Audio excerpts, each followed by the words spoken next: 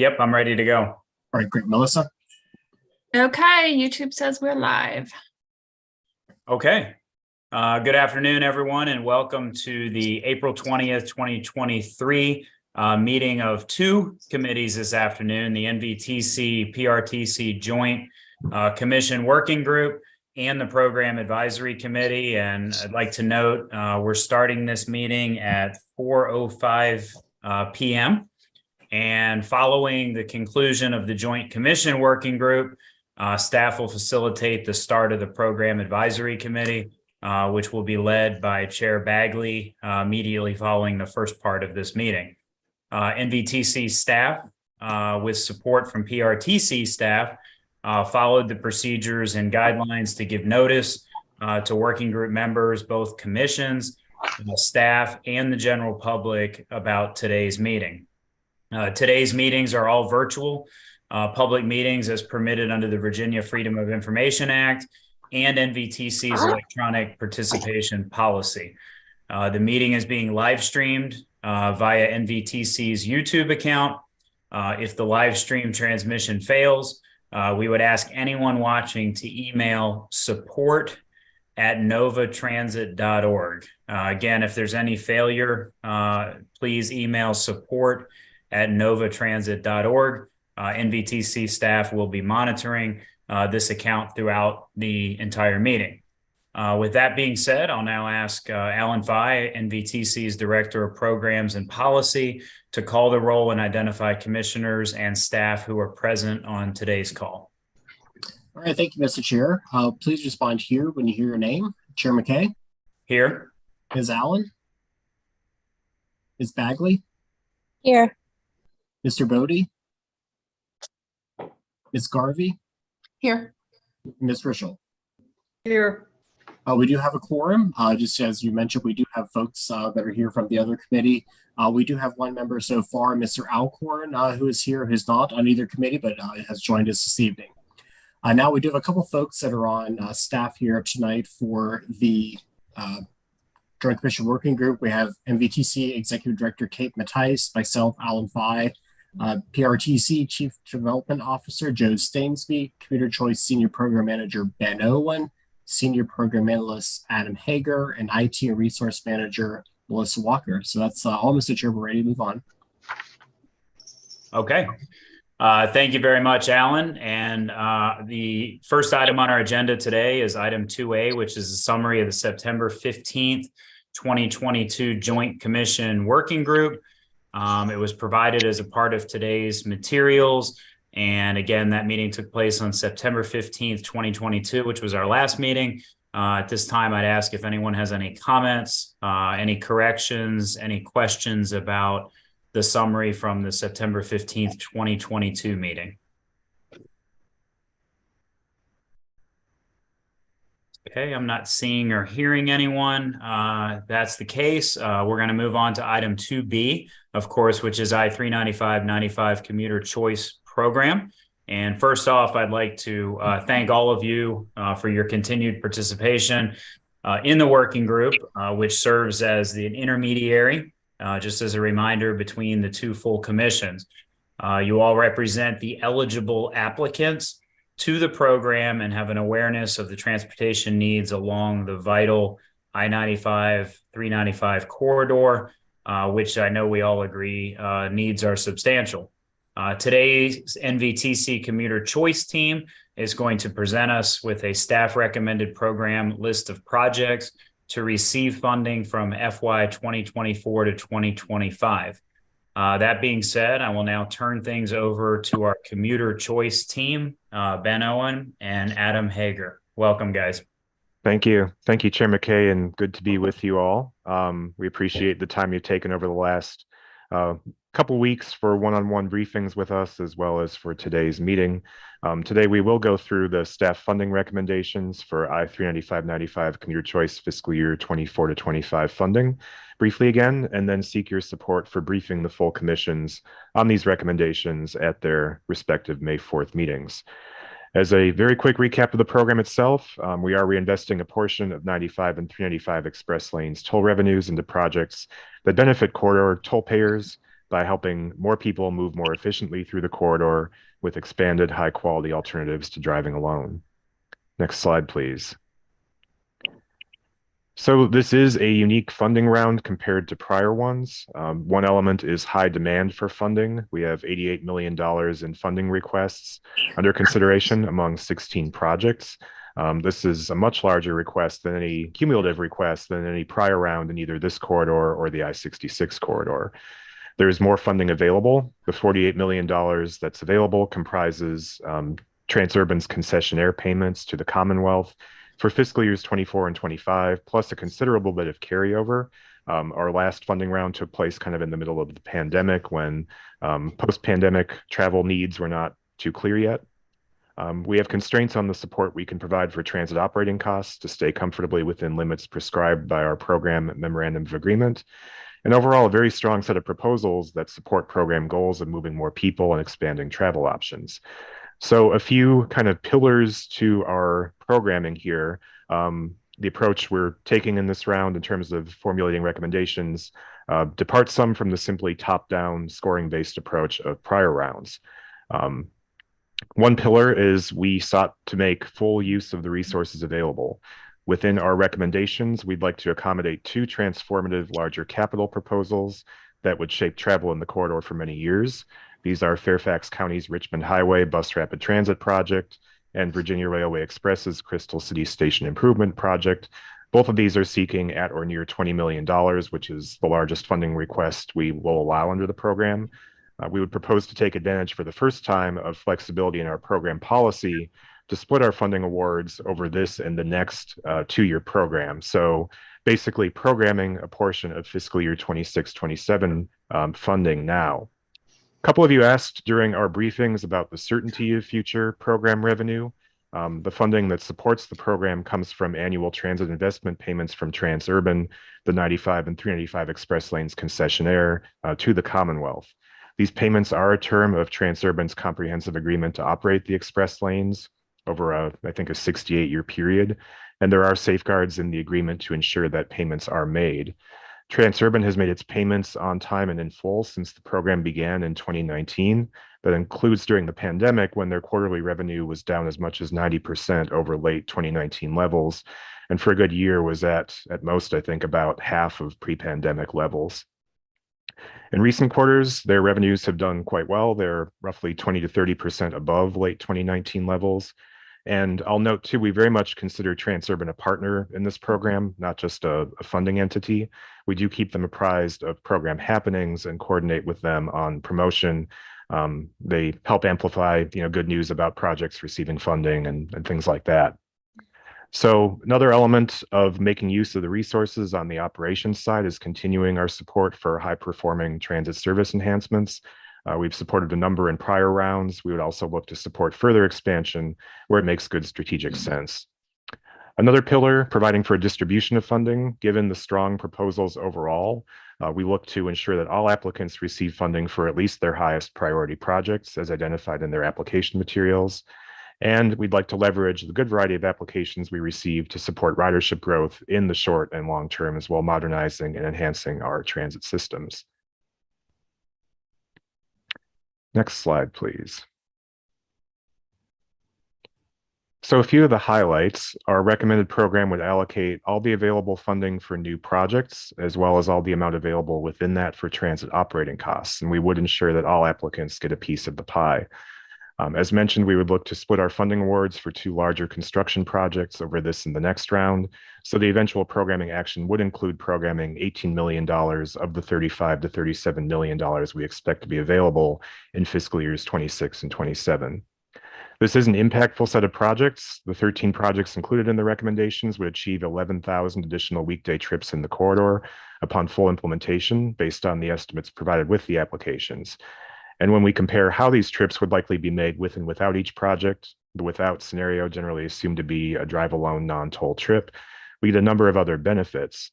Users of the projects would save a total of 35 million miles of vehicle travel each year, save 138,000 hours sitting in traffic, and save roughly $4 million in fuel expenses. From the saved VMT, we estimate 42 fewer automobile crashes each year based on Northern Virginia collision rates per mile traveled. And the proposal is good for the environment with 76% lower greenhouse gas emissions than drive alone travel. So with that, I will turn things over to Adam to go through the projects included in our recommendations. All right, thank you, Ben. If we could go to the next slide. So looking now at the projects themselves, 3 of our 13 projects that we're recommending for funding are in the capital bucket. Again, this is the station expansion at Crystal City, the new bus rapid transit line along Route 1 in Fairfax County, and the purchase of 2 60-foot electric buses for Dash. The first 2 projects are what we deem larger capital projects in that they're seeking more than $5 million in program funding. So to accommodate them, as Ben mentioned, we're proposing to fund each with $10 million in this program, and then the remainder in the FY 26-27 program. These are both strong proposals that would represent the program's first larger capital projects. Speaking of that FY 26-27 program, we do anticipate $35 to $37 million available in that timeframe. So the $18 million needed to complete the funding for these 2 projects would come off the top. Next slide. Now looking at the service improvement projects that we're recommending. So we are proposing to fund each of the 8 renewal applications that we received, as well as the Metrobus 16M service enhancement, which will provide additional peak period service along the Columbia Pike corridor in Arlington County and into Fairfax County. Each of these services would receive 24 months of funding per adopted program policy. Again, as Ben mentioned, this scenario does fund each applicant's top priority project and also includes a reinstatement of VRE's Amtrak Step-Up program, which has been on hold since 2020. And this program allows VRE pass holders to ride select peak and off-peak Amtrak trains in the corridor. And that's something that we're excited about because that provides a really cost-effective way to increase passenger rail options for commuters in the corridor. Also, some of the program's top performers in recent years, notably the 2 Dash routes and the OmniRide routes that originate in Stafford County, would receive funding in this program as well. So those are some of the highlights with the projects, again, that we're recommending for funding, and I will pass it back to Ben for some next steps.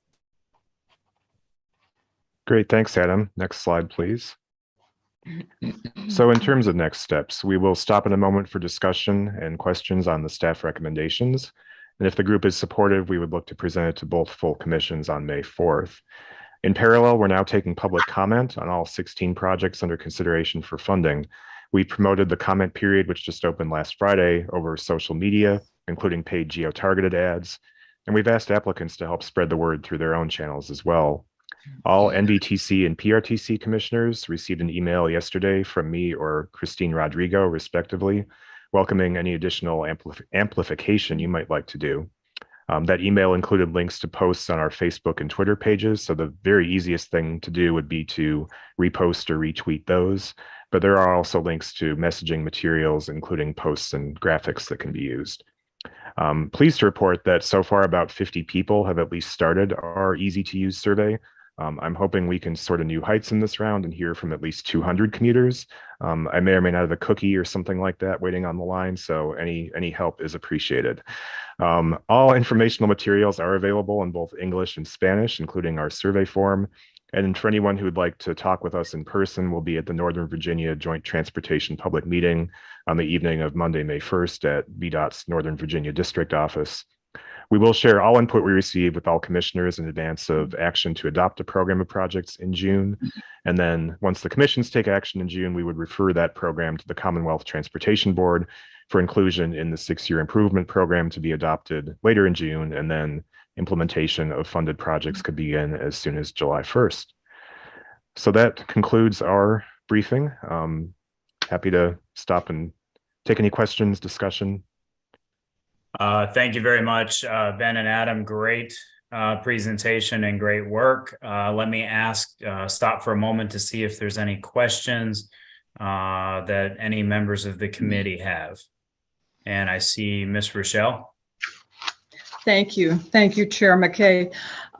First of all, I support this entirely. And thank you for the last briefing. That was very good.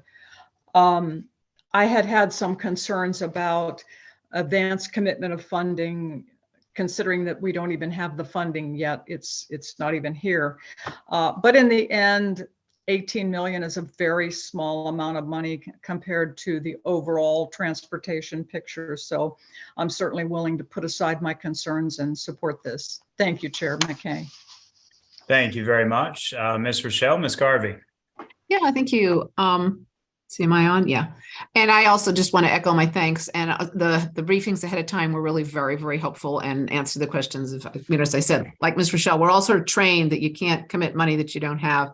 Totally, I'm very comfortable with it. And I'll just say, looking at these things, I don't know about you, but a lot of the things don't have Arlington next to their names, but they sure do affect us. You know, like the Fairfax connector route that goes to the Pentagon. That's great. VRE station in Crystal City. That's really good. I'm feeling a little bit like a hub. Thank you. We just call that regionalism, Ms. Garvey. All just trying to help each other out. Exactly. And that's kind of the point. Thank you. Exactly. Very good. Any other questions or discussion? I'm not seeing anyone else. Let me just make sure, Ben, Adam, you guys don't see anyone else looking to be recognized, right? Okay. Not seeing anyone.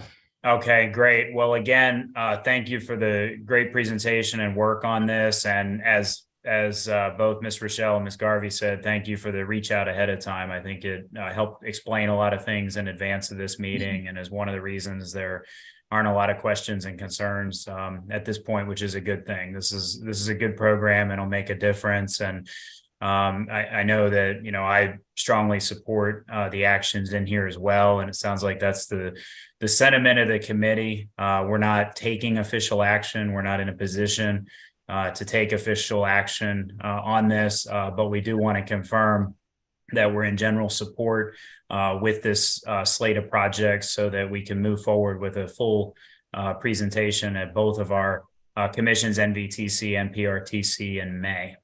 And so unless there are any additional questions or comments to come before this highly efficient committee, I am eager to turn the program over to the staff to transition us into the Program Advisory Committee and Chair Bagley. Thank you all very much for your participation. Again, thank you, staff, for your excellent work on this. Thank you, Chair McKay. Appreciate that. As always, we have a great team here who makes this thing run as smoothly as possible. So kudos to Adam, Ben, our IT folks, and everybody else behind the scenes, and all of your staff as well. We work very closely with them on a very regular basis, making sure that all the information we need is clear, communicate with them all the time. So thanks to everybody out there who's really, really made this successful. All right, so as Chair McKay mentioned, we're going to transition over to the Program Advisory Committee, and I just want to check with Ms. Bagley, see if she's ready to transition over. I am ready to go. Can you hear me all right? Yes, I can. So I'll turn it over Okay. to you, and we'll get All moving right, on well- the Program Advisory Committee. All right. Well, thank you everybody for staying on for the Program Advisory Committee. Welcome to part two. I'd like to note that we are starting this portion of the meeting at 4:23 p.m. This meeting is also all virtual as permitted under the Virginia Freedom of Information Act and NVTC's electronic participation policy. The meeting is being streamed live via NVTC's YouTube account. If the live stream transmission fails, we would ask anyone watching to email support@novatransit.org.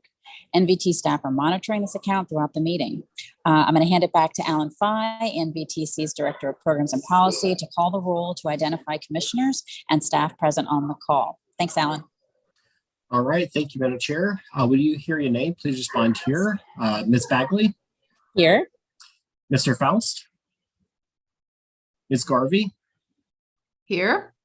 Mr. Snyder, Here. Mr. Turner. Here. All right. We have also a couple other commissioners that have joined us this evening. We have Mr. Alcorn from Fairfax County, and looks like we have a couple folks from the Joint Commission Working Group who have decided to stay on with us. So we're really happy to have them here listening in about some of the work we're doing at the Program Advisory Committee. So I'm also going to introduce a couple staff before we get moving in. So we have Executive Director Kate Mattice, myself, Alan Fye, Transit Technology Program Manager Ann McGrain, Trans Resource Center Program Manager Xavier Harmony, and of course our wonderful IT staff, Melissa Walker, who keeps us all moving smoothly. So thank you very much. I'll turn it back over to Ms. Bagley. All right, thank you, Alan. And I just want to give everybody a heads up. I do apologize. I'm in a public space, so there might be some ambient noise, but I'm going to do my best. As part of today's meeting materials, everyone was provided a summary of the Program Advisory Committee's last meeting, which took place on September 15th, 2022. Does anyone have any comments to share with staff from those materials? And Alan, I'm not sure if you or someone else can see hands. I'm not able to. I just see this shared screen. I'll keep an eye out for hands throughout the presentations. Okay. I'm not hearing anybody. And if you're not seeing any hands. No hands at the moment. Okay. All right, then we're going to move on to the NVTC staff presentations. We have 3 presentations today from staff. We are going to get an update on Envision Route 7, the BRT project, as well as updates on 2 ongoing studies, the Northern Virginia Regional Bus Analysis and the Northern Virginia Regional Zero Emission Bus Strategic Plan, or ZEB, as I've learned is the acronym. I'll introduce the NVTC project manager and then turn it over to them for the presentation, followed by a Q&A for that particular presentation. So our first presentation is going to be turned over to Xavier Harmony, the Transit Resource Center Senior Program Manager, and he'll give us an update on the Envision Route 7 BRT project. Go ahead, Xavier. Thank you, Commissioner Bagley. Thank you all. Let's get started with the next slide, please. So thank you, everyone, for coming this evening and listening to us talk about this project again. This has definitely been a major part of my time over the last month or so, as you'll see, we're ramping up for some outreach. So to begin, as the overview, the Envision Route 7 project is a very large bus rapid transit project, which is a high quality, fast and reliable bus transit service that's going to go from Tysons in Fairfax through to Alexandria, Mark Center via East Falls Church and Seven Corners. Next slide, please. So we are currently in the phase 4 mobility study, but in addition to this mobility study, we are working on a strategic implementation plan. Well, almost finished the strategic implementation plan. The focus of today will primarily be the mobility study. Next slide, please. So right now we are in what we're calling phase 4.1 of the mobility study. So this is a section of the corridor going from I-66 through Seven Corners, primarily through Falls Church, but also touching on Arlington a little bit, and of course bordering Fairfax. So as part of this mobility study, our consultant team is modeling 4 future year 2045 scenarios. So 1 no build scenario, which is where there is no BRT infrastructure. 3 build scenarios where it's different types of BRT infrastructure. And we're evaluating the traffic impacts and transit operations for each of these scenarios. The most important thing that I'm going to be talking about today is this public meeting that's coming up next month. It's funny, you note that the last time we had a PAC meeting was in September last year. That was a month before our last public meeting, and we're about a month away from our next public meeting. So really good timing for these PAC meetings. So the public meeting is Tuesday, May 16th. So just a few weeks away. It is going to be at Mary Riley Stiles Public Library in Falls Church. We're going to be meeting at 6:30 with a 7 p.m. presentation, a short 10-15 minute presentation, where we'll talk about the project, the results of these scenarios, the no build and 3 build scenarios, and solicit feedback from the community. So in the lead up to this public meeting, we're going to have several other community events.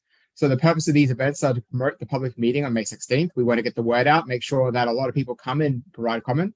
We want to drive website traffic so people can learn more about the project. And we're going to have materials for the event on our website as well when they become available. Create project awareness, and then get the community feedback through chats and a survey. Next slide, please. So this is the biggest new information that I think many on this call today will have seen. So we got some community events that are coming up over the next few weeks. We got two types, pop-ups and bus stop chats. So pop-ups, a full booth setup with a bilingual street team. We will be distributing outreach cards and informing the community about the project. So the picture you'll see on the screen here is actually from a pop-up event we did last, I assume it was September, maybe early October. But this is the kind of thing you'll see, where you'll see someone in the shirts with the Invision Route 7. There's an actual little tent. But we'll be having 3 of these. One at the Falls Church Farmers Market, one at the Eden Center, and one at West Falls Church Metro Station, which is in Fairfax. In addition to these, we'll have bus stop chats. So these look a little bit different to the pop-ups. Bus stop chats have a bilingual street team, just like our pop-ups. But these teams will be wearing safety vests and will be at stage at busy bus stop locations on the corridor to distribute outreach cards and talk to riders. So the purposes are very similar. The difference is we won't have a full booth setup, but we will still have that bilingual team, and we're taking notes and feedback from people who actually use the transit system. So we'll be having 2 of these, one at West Broad Street and South Maple Avenue, and one at the East Falls Church Metro Station, which is one of the what earlier work has demonstrated this will likely be one of the highest use stops in the whole corridor. The dates and times are on this slide here, but these materials are also on the MBTC website, and we'll be sharing these materials with commissioners as well after the PAC meeting. Next slide, please. So the Invision Route 7 project schedule, this has been slightly updated since we last showed this. So we are finishing traffic simulation and traffic and demand modeling analysis for each of those scenarios, literally as we ramp up to that May 16th meeting. We have wrapping up that strategic implementation plan. A lot of the heavy work that is done, we're just writing the final report. Today, of course, is the update to the PAC, and then early May, we'll have our final jurisdiction and partner stakeholder meeting. And then May 16th, we'll have the public meeting, the second public meeting of this project. Over the summer, this mobility phase will wrap up, and we'll have ongoing FTA engagement with Federal Transit Administration as we get ready for the environmental work, what we call NEPA. In the fall, will be seeking commission acceptance of both the mobility study and the strategic implementation plan. I think we are currently aiming for the September commission meeting. And again, in the fall, we're going to continue with ongoing FTA engagement for the planning and environmental work. As a reminder, we received a federal earmark in December to help us with this work. And in the draft DRPT, Virginia State SIP 6-year implementation plan, we looks like there are some more funds that will help support this project. So that is the plan going forward over the summer and fall. Next slide, please. I think that is it for that one. So I'll pause and see if there are any questions about the Invision Route 7 BIT project. Thank you, Xavier. This is Sarah. I actually could you explain a little bit or touch on what is the environmental work, the sort of the scope of concerns or elements to that environmental work? Yeah, so good question. We are still scoping that out. There are different levels of federally required environmental work if you're getting federal funds, different levels of work that are involved. We are hoping that we won't have to be as extensive as some of the levels you have in environmental work, because it costs a lot of time and money for those high levels. But the kind of things we're looking at are what kind of like traffic impacts there might be, what kind of noise impacts there might be, what kind of like actual physical environment, like trees, plants, animals might be affected. In this kind of project, there is a less of a concern, but they're always being looked out for. Cultural impacts, cultural buildings, things like that might be impacted by construction or the build out. Those are the kinds of things that be looking at, this environmental work will be looking at.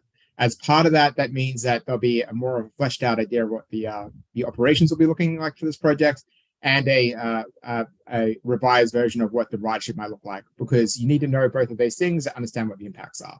So that's all to say there's a lot of work that will be coming as part of that package. Thank you, Xavier. Does anyone else have questions about this presentation, the Envision Route 7? One quick question, if I might.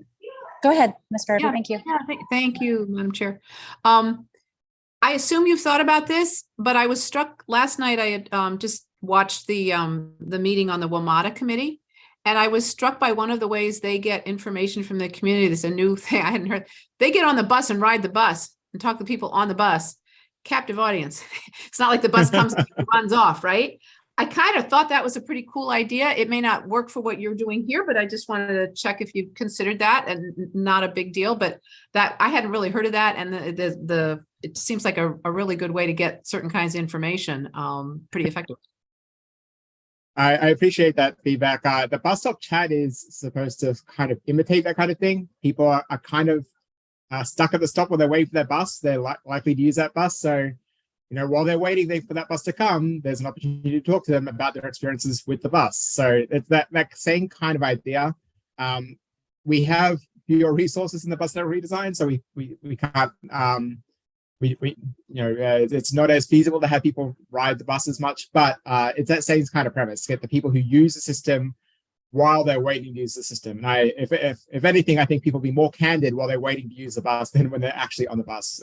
Waiting to use the bus is probably people's least favorite time using transit system. So candidness is always welcome. Yeah, absolutely. No, that sounds fine. If you find too many of them are like the buses, like we actually really get the frequency thing down and they keep disappearing and you can't grab them, it seemed like a good idea. Thank you. Yeah, I appreciate it. Thank you. Yeah, thank you. Mr. Snyder also has a question. Yeah, go ahead, Mr. Snyder. Sure. Thanks a lot. Thanks a lot for all your work. It's quite a full community outreach program. A couple questions. First of all, I want to make sure that you're coordinating with city staff on everything that's going on, and with Fairfax County staff, obviously. And then with regard to the pop-up at the Eden Center, it would be important to have a Vietnamese translator or translation service there. And I think the idea of having Spanish translation services at all these is a really good idea as well. So thanks for those considerations. I appreciate the comments. We definitely coordinate with Falls Church and Fairfax staff consistently. Fairfax has some similar work happening north of 66 that we've been coordinating with them on. And then literally we were coordinating with some of the staff feedback from Falls Church just this morning. So definitely incorporate working with them both. And I absolutely agree. Eden Center is a place where we especially want Vietnamese language. That's why I use a more generic bilingual language team, because we try and use the languages that are most appropriate where we are. But I appreciate that feedback. It's always a good reminder. Thank you very much. Were there any other hands, Alan, that you can see? No other hands at the moment. Okay, well, I appreciate that feedback. And yeah, we're currently in Duke Street in Motion, which is a similar analysis within Alexandria. And yesterday I rode a bus and was pleasantly surprised to have two Duke Street in Motion researchers on the bus started asking me questions about my ridership. So I agree, it's a very effective tool to capture people. So we will move on then. I'm going to return the microphone back to Xavier for his presentation on the Northern Virginia Regional Bus Analysis. Thank you. So this is my second presentation. Next slide, please. Okay, so the regional bus analysis. I'm going to step back a little bit and give a bit of overview about why this project is being done. So first of all, there are 6 bus providers in Virginia that must develop what we call transit strategic plans, or TDPs is the old version of this, for the Commonwealth. So this is a requirement from the Commonwealth. If you run transit in Virginia, you have to create one of these plans. However, there is currently no regional strategic planning resource, and Northern Virginia, especially where all the transit agencies work together and interact with each other, there is a lot of interaction and a lot of cooperation that must go on. So to facilitate that cooperation and working, MVTC is creating some what you might call regional context and analysis. So you can see in that little purple square on the side, on the left side of the screen, all the Northern Virginia bus operators.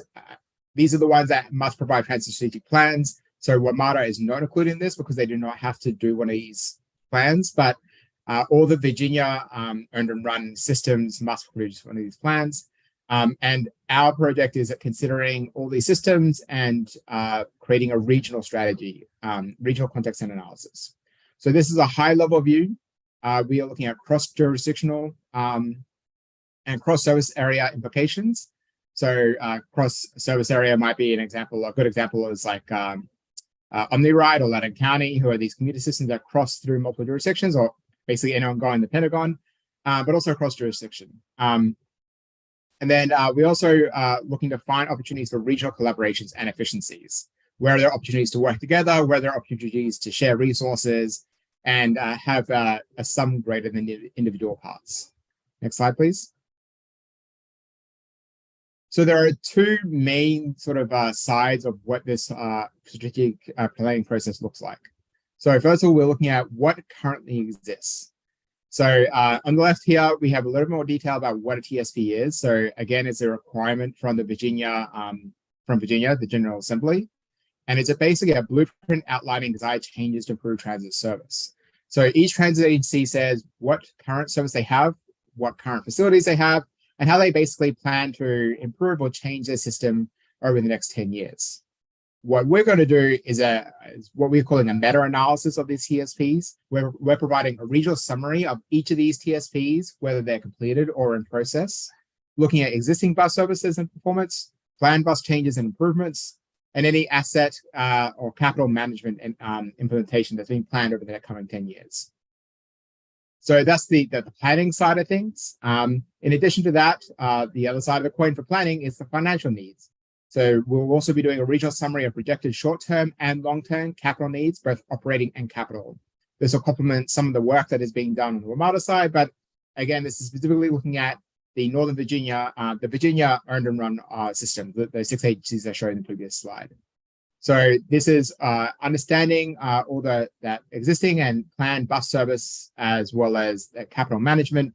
What are the costs of those, the cost implications, to help us understand what is the transit financial need over the coming years. Next slide, please. So that previous slide was talking about what was existing.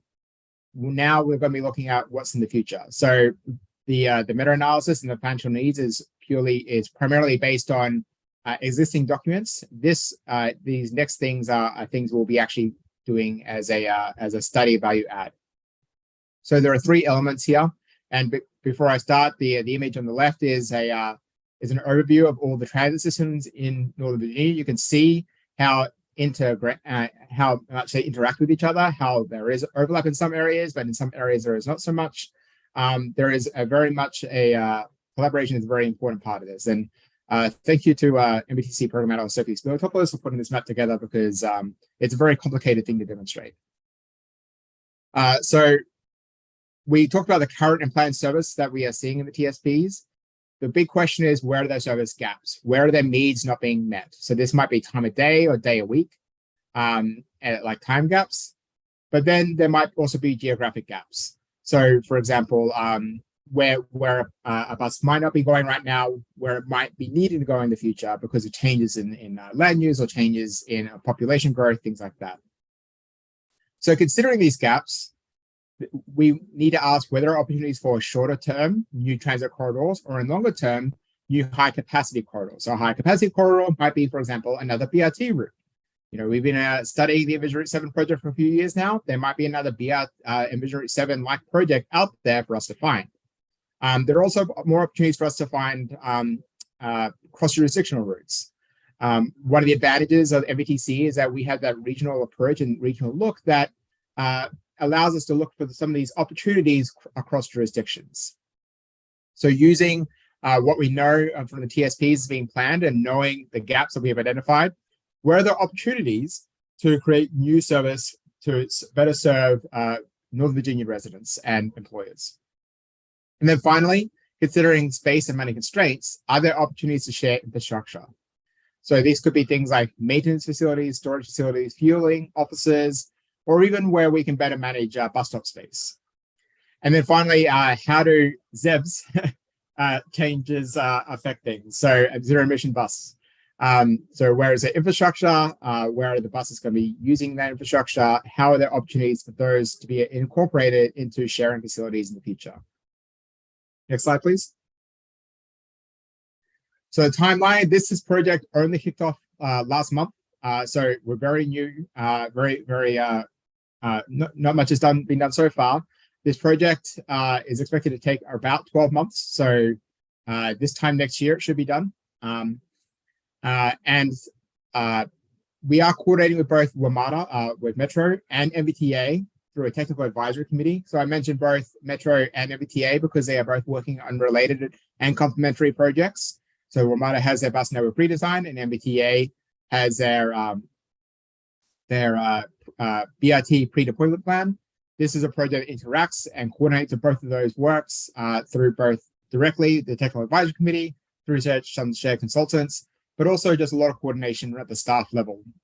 We all know, like the planners who work in these organizations know each other, and we talk to each other about our work and how that things are a little bit different and how they might complement each other.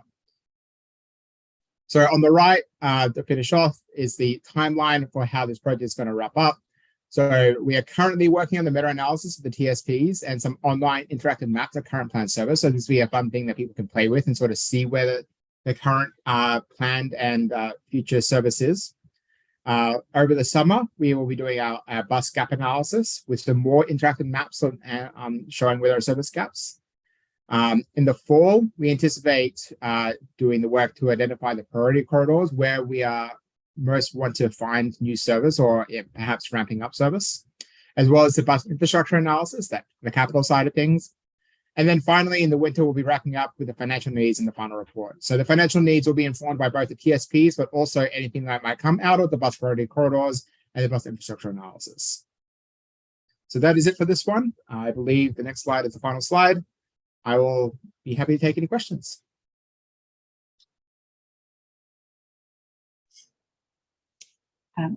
Thank you, Xavier, for the presentation. This is Sarah again. I was curious, you touched on it here at the end, the coordination with WMATA and MBTA, but I know that I've been seeing all the press about WMATA's Better Bus Vision Plan. And is that sort of ahead of this? Was that being incorporated into this? Can you just touch on how that big announcement maybe impacts or filters into this meta-analysis? Yeah, absolutely. And to say it's which one came first is a really complicated question because this project was actually partly kicked off through collaboration between NBTC and some of the folk at the Virginia Department of Rail and Public Transportation, DRPT. They saw a need for this at DRPT, and we definitely appreciated that need from us. But because of the way procurement and everything worked out, their project technically came out before ours. So which one came first is up for contention. But because they started the work first, it's a lot more visible and it's a much bigger project. There are a few differences though.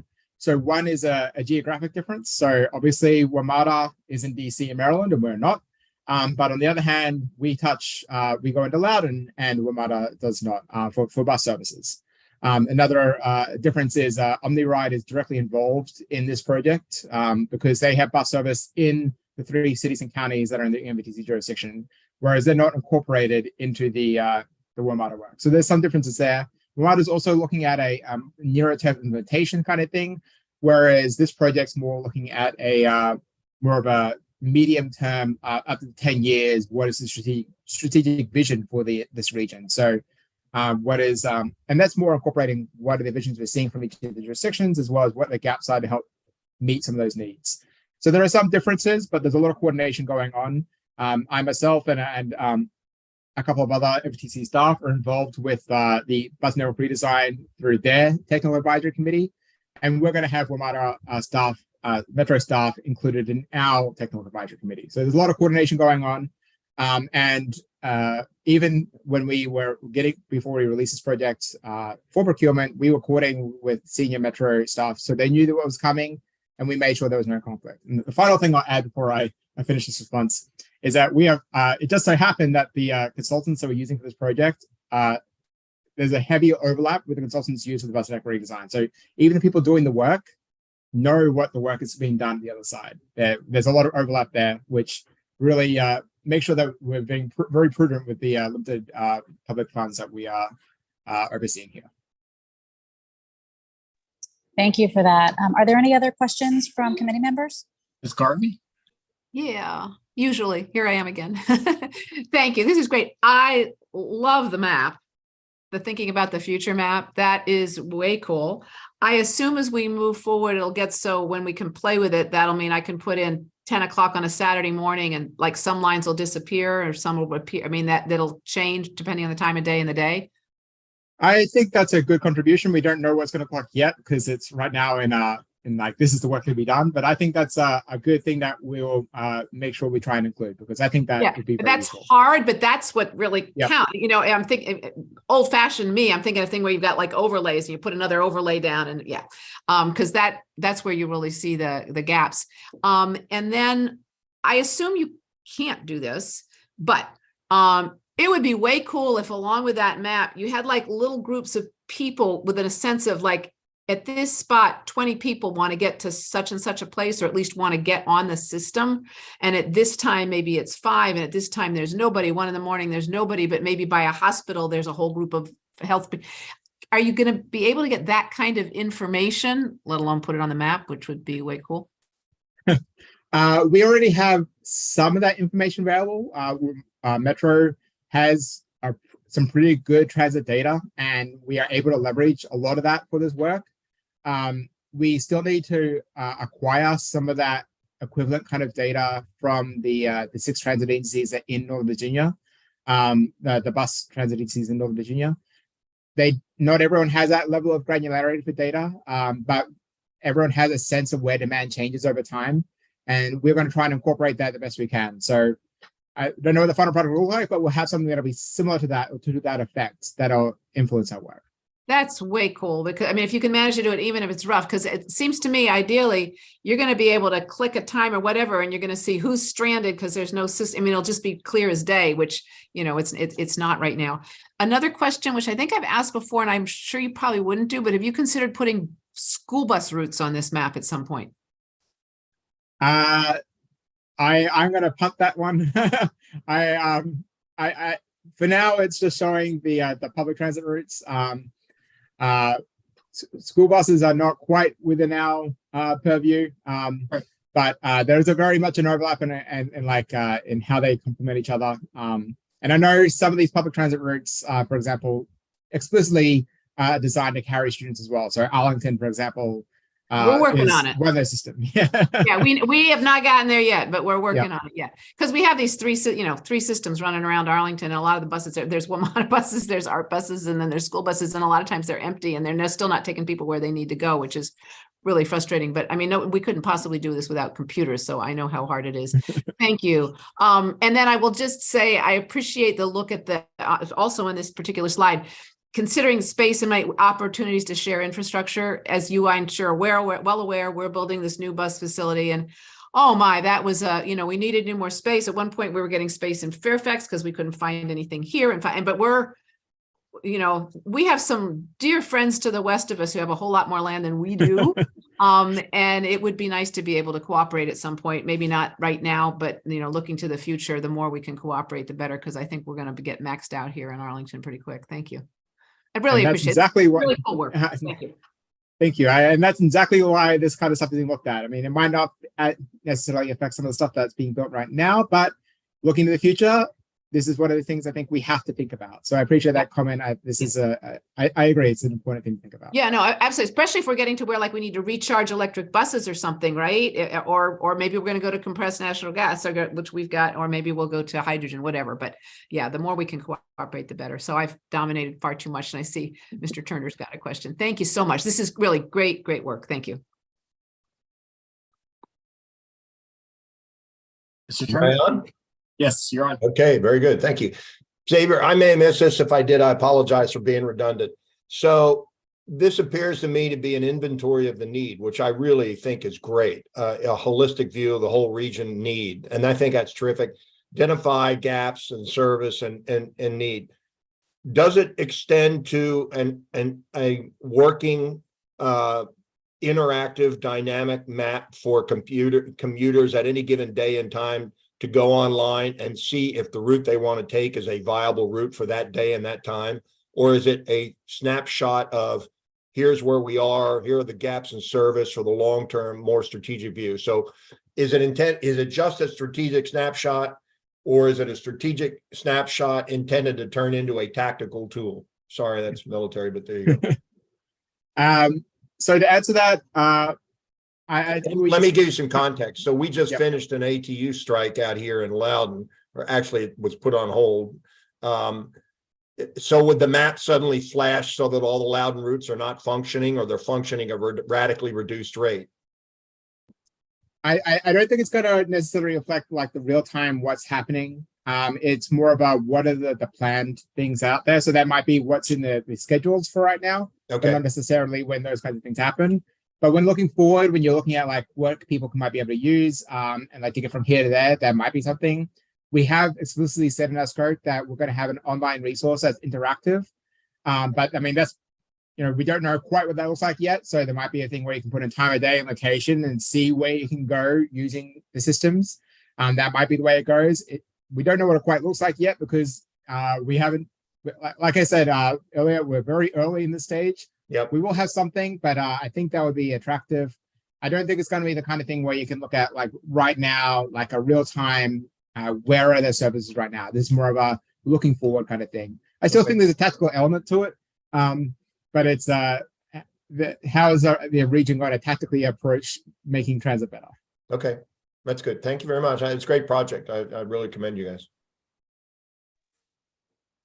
Alan, are there any other hands up? None are, Madam Chair.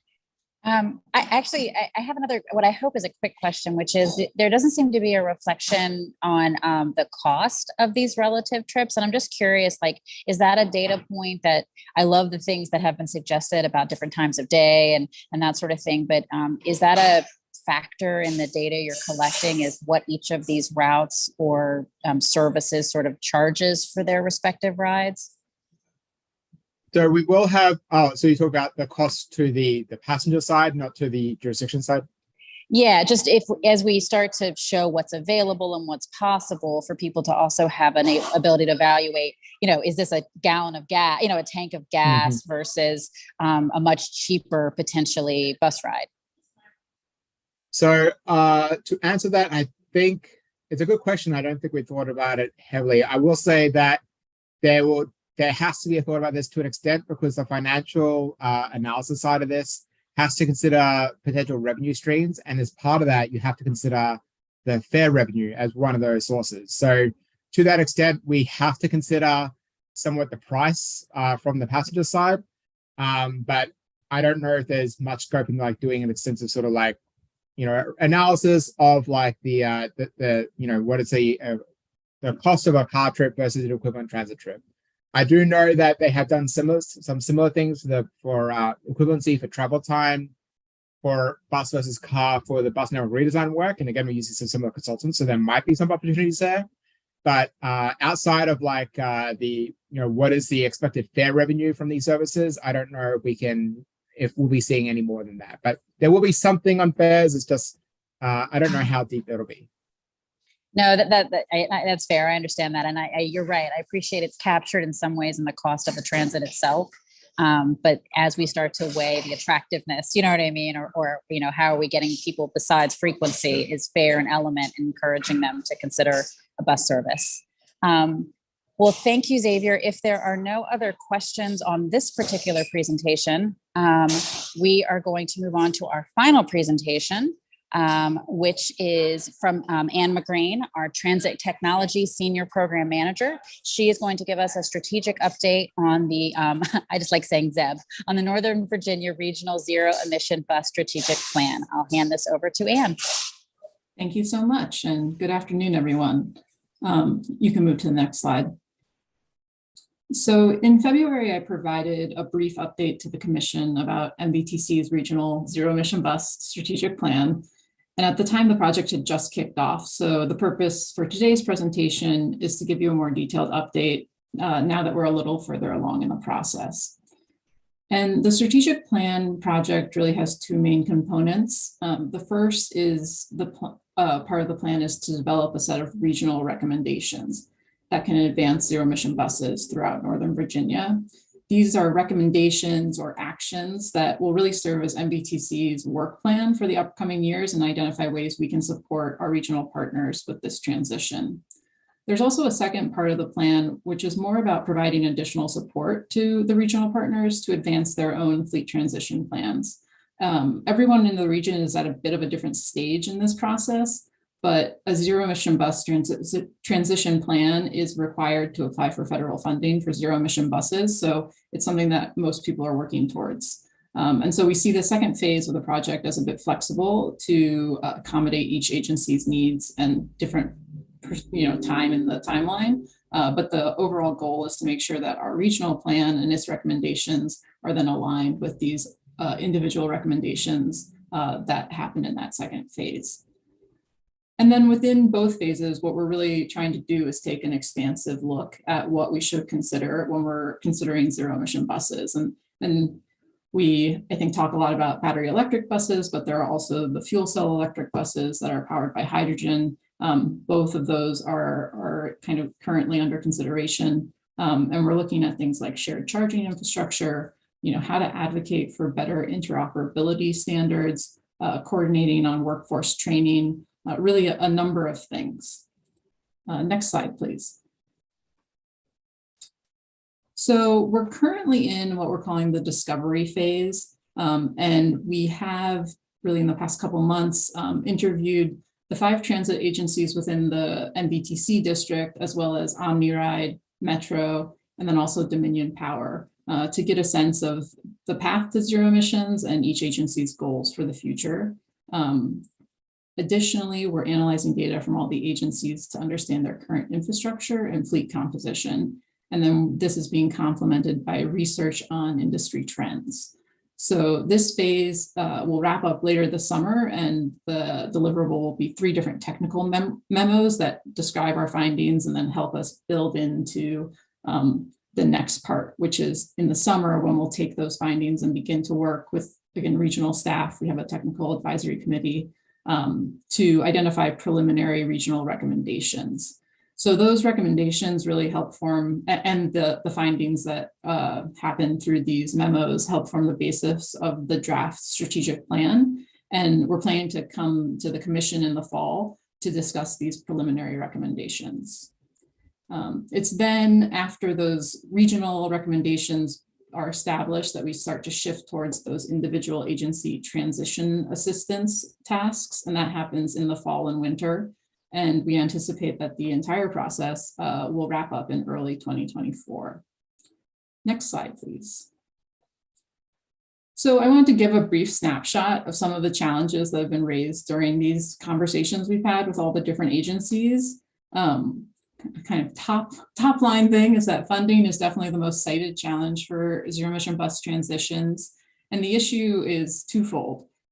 There's that initial cost of transitioning. So buying all the new buses, if it's battery electric, well, really either option, you then have to find how to update the infrastructure to charge or fuel them. But then there's also a recurring cost. So right now, battery electric buses are averaging over $1 million per bus. And this is a recurring cost, that arises every 12 years as you're looking to replace the fleet. And so while the hope is that, as the technology matures, these buses will get less expensive, this isn't a given at this point. And it's just something that people are considering as they're thinking towards how to budget for their fleets. Another challenge that's been mentioned is there was a recent New Flyer bus recall of some of its electric buses. And this has really both impacted buses that are currently in service in some of our area, and then also delayed the rollout of electric buses for others. And the list keeps going. So utility coordination is a challenge, partially because it's a new process. I think, what we find is that understanding the electric capacity of a facility is not something that most agencies have had to do at this scale before. So there really is a learning curve around communications and expectations between agencies and utilities. And that's part of the reason why, we made sure to engage with Dominion Power early in this process, because we want to make sure as we start to think through recommendations that we're developing a toolkit for the transit agencies in our region to work with the local utilities. And then, as I mentioned, there is this debate between battery electric buses and fuel cell electric buses. And while currently I would say that the focus is battery electric buses for most agencies, people are really closely watching Montgomery County's experience as it looks to purchase some fuel cell electric buses. I think particularly for transit agencies that have longer routes that have less stop and go traffic. They're interested to see how that hydrogen option might work. And then space constraints. It kind of came up a little bit in the previous presentation, but there's also just the matter that charging infrastructure, the chargers themselves and the transformers that support them all take up extra space that, if we have an existing facility, it hadn't been planned for previously. So you might have to remove what would otherwise be a bus parking space. So there's a need to rethink how spaces are used.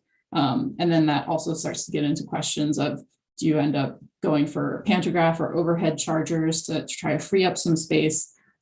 These are all things that people are working through right now. It's still very much in process. Next slide, please. And while that felt like a long list of challenges, I also just want to note that we have been discussing a lot of opportunities that are in the region. And the first is really that we have very strong regional partnerships. I think it's helpful to remember that the regional partners and WMATA already work together to coordinate on, bus bays at metro stations, the Smart Trip fare collection system, a variety of planning activities. So we have this experience in operational funding and planning, coordination, and collaboration. And I think this is a really great place to build from when we think about ZEBs. And then at MVTC, we have a zero emission bus working group that's in addition to this strategic plan, and it kind of is a place for sharing lessons learned. WMATA has initiated a DC, Maryland, and Virginia zero emission bus working group that's part of their bus leaders committee, and we're participating in that. And then DRPT is also working on ways to support Virginia transit agencies with their fleet transitions. So as we think about these strong regional partnerships, there are opportunities around joint procurement or grant applications, shared charging infrastructure, and again, like workforce training, as I mentioned earlier. And of course, we're having these conversations with everyone and having a series of workshops to try to get at more specific recommendations and actions within these potential opportunities. And then finally, while it is a major challenge, the funding that is through IIJA is also really a game changer for paying for that transition to zero emission fleets. So funding is definitely an opportunity as well. And so with that, that is the end of my presentation, and I'm happy to answer any questions. Are there any questions from the committee? Thank you, Anne, for the presentation.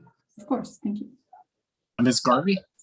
Of course, thank you so much. This is cool too. I don't know that I have so much questions, although on the preliminary recommendations, just a gut feeling is I'm hoping that will be to be doing a lot of pilots. That's one of the wonderful things about us all working together. Like Alexandria's doing a lot on electric buses, even if they're not working with us. Montgomery's trying the hydrogen. I mean, my biggest fear as an elected is that what we're going to do is go full bore on electric buses because there's all this, that's kind of the new thing. And that's what everybody thinks we need to be doing. And we pay a fortune for infrastructure and we buy all these electric buses and we may find that they have some trouble and stuff. And then it turns out hydrogen fuel cell is the way we should have gone. But we will have bought all of this new infrastructure for hundreds of millions of dollars. And I don't want to do that. So I don't think anybody does actually.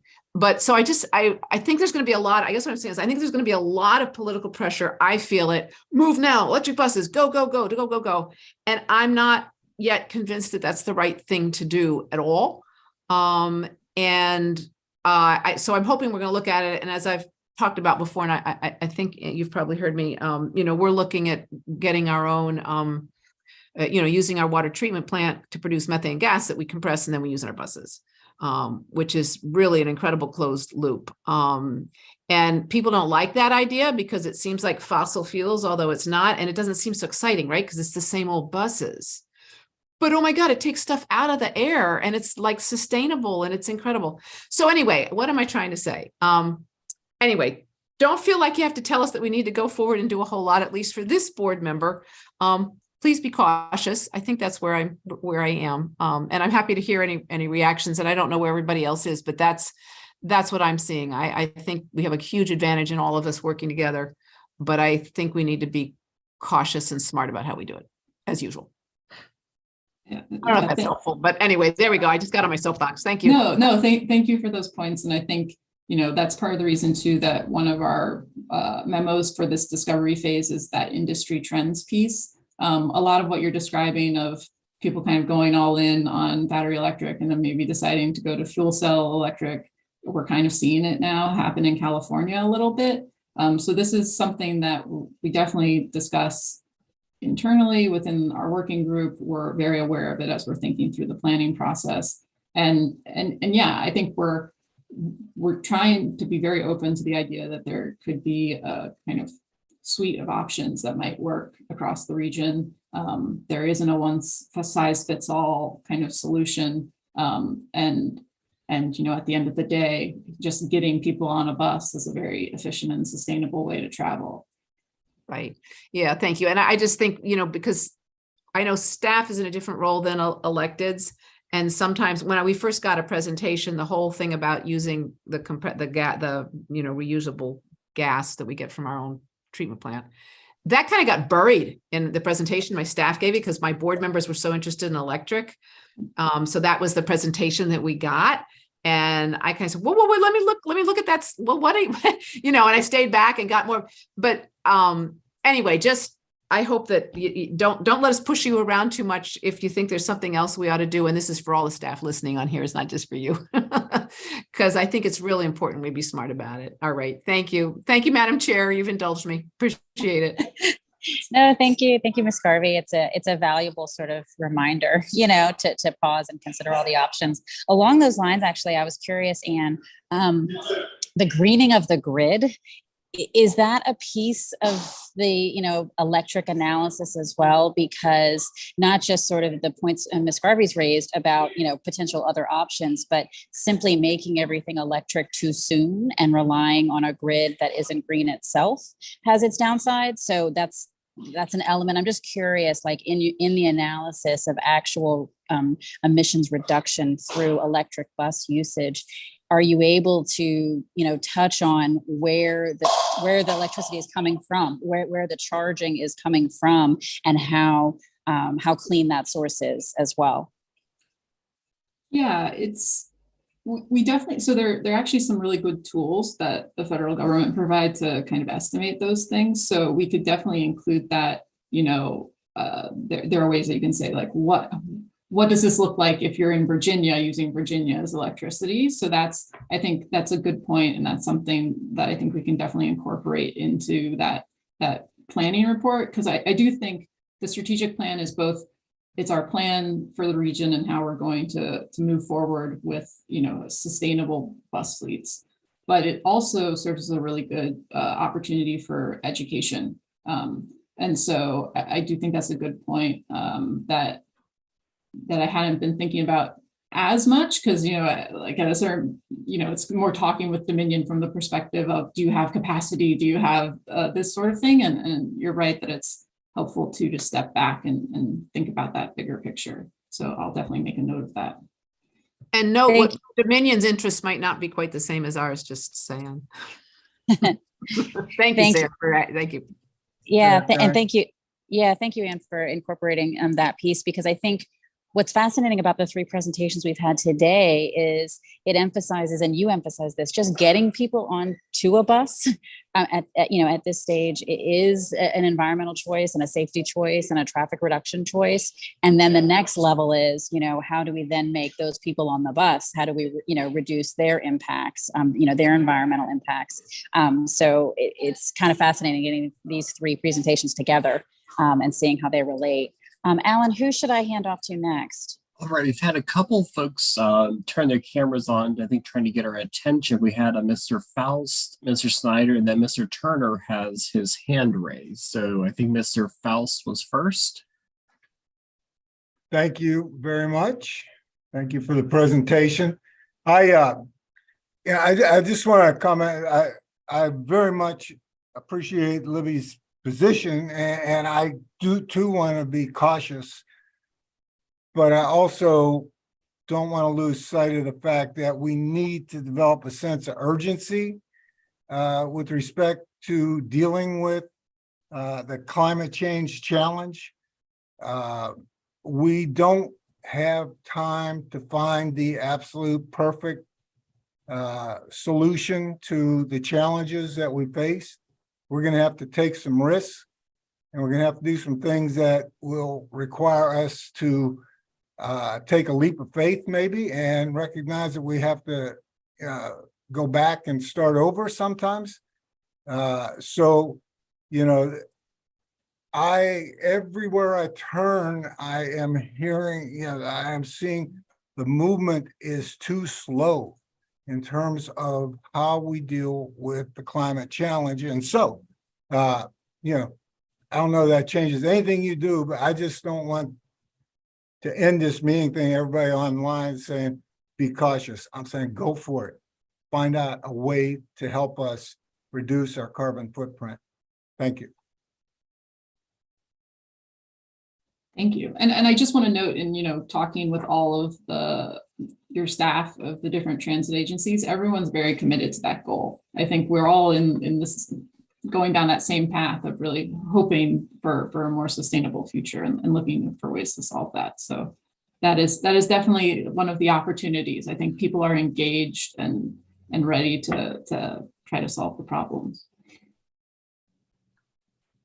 All right, Mr. Snyder, did you want to comment? Yeah, just to say that I think it's exactly this kind of forum that will help avoid exactly the issues that Libby has mentioned, and at the same time move us forward the way John Faust has indicated. So I'm very pleased with this, and keep up the work. Mr. Turner. Yeah, if I can just dive in real quick, a couple of really off the wall comments. Libby's exactly right. We kind of don't know where the future's going, but I agree with John as well. We gotta head down that road and handle the turn in the forest ahead that we can't see around the corner when it comes up, and deal with just some additional things that we're dealing with out in Loudoun County that have caused me to really think in a pretty far out kind of futuristic kind of way. We've got all of Data Center Alley out here that is in a power constrained environment. So if you're in Data Center Alley right now, if you're of the 100 or so data centers sitting in Data Center Alley, you're in a severely power constrained environment from Dominion. Now they're trying to address that, but we're looking at 3 years of a constrained environment for power. Right now, Dominion, I don't want to speak out of turn, but I think it's fair to say Dominion is so consumed with the crisis of constrained power in Loudoun County right now that they're trying to solve that problem. And the issue of whether the power they're providing is fossil fuel power or nuclear power or hydrogen or hydroelectric, I don't think is anywhere near the front burner for them. They need to provide power. But it is clear to me, talking to the data center community, that we are going to a point where where is the grid power going to green up, and how is it going to green up? That is a major issue.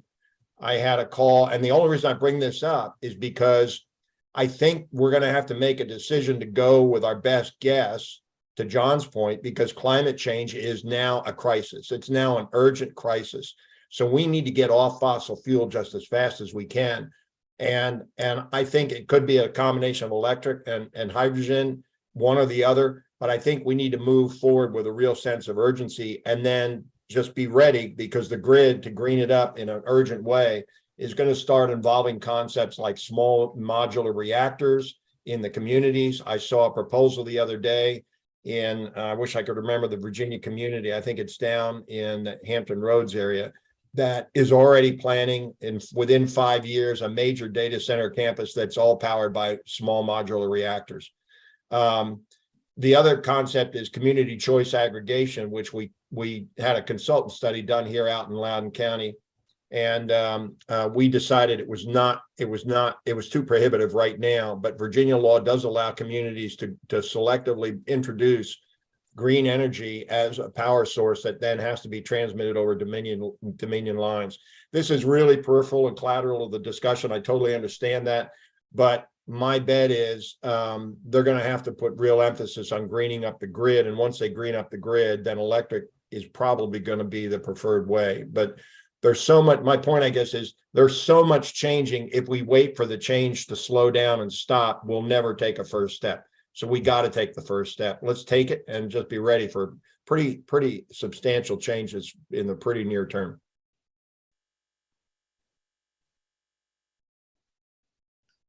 Thank you, Mr. Turner. Alan, are there other hands raised or? No hands raised, Mr. Alcorn. Your camera's on. Didn't know if you wanted to jump in.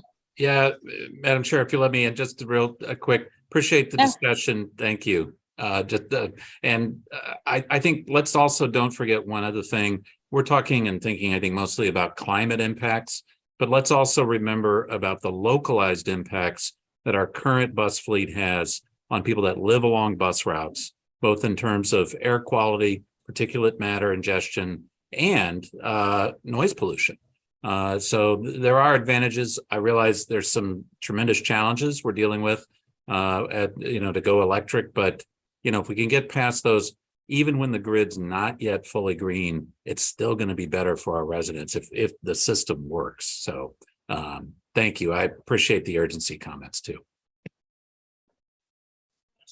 Thank you, Mr. Alcorn. I share that sentiment, and I'm always trying to find ways to remind people how safe you are on the bus as well, relative to whether you're in a car, whether you're a pedestrian. And so, while again the conversation's about zero emissions, it allows us to again emphasize the value of buses in so many ways, from a safety and traffic reduction, congestion, and environmental perspective. So thank you for sort of closing us out on that note. If there are any other comments? No, I think that's everybody, Madam Chair. All right, thank you. Well, thank you, Anne, for the presentation and for answering our questions. That concludes sort of our scheduled agenda. Were there any other items that the commission or the committee would like to discuss? Madam Chair, Dave Snyder, just to go back to the Route 7 BRT, I want to make a key point about the presentations and the graphics and the visuals. They should assure that a lane will not be taken out of Broad Street in the city of Falls Church. There's just no expansion. That may be one part of BRT where you can't add a lane, nor can you totally take away the lane that's there because of existing volume. So I just wanted to make that point. And I thank you, Madam Chair, for the leadership, and thank NVTC staff for really great presentations and great work. Thank you. Yeah, I hopefully that's duly noted about the lane issue. I can sympathize with the need to be clear on that topic. If that's the only comment outside of our agenda, all right, it just got very loud here in the hotel lobby I'm in. So in terms of our next meeting, the Joint Commission Working Group members will reconvene in the fall of 2024. So for those of you who are in that group or who stayed on as part of that group, there'll be an update on that in the fall. For the Program Advisory Committee, our staff is refining the next several months of commission and committee business, so stay tuned. And Commission Secretary Rhonda Gilchrist will update us all about scheduling for that next PAC meeting. I want to thank you all for your time and the thoughtful discussion, and for everyone at NVT and the staff there for making this a really successful, productive meeting. Thank you so much, everybody. We're adjourned.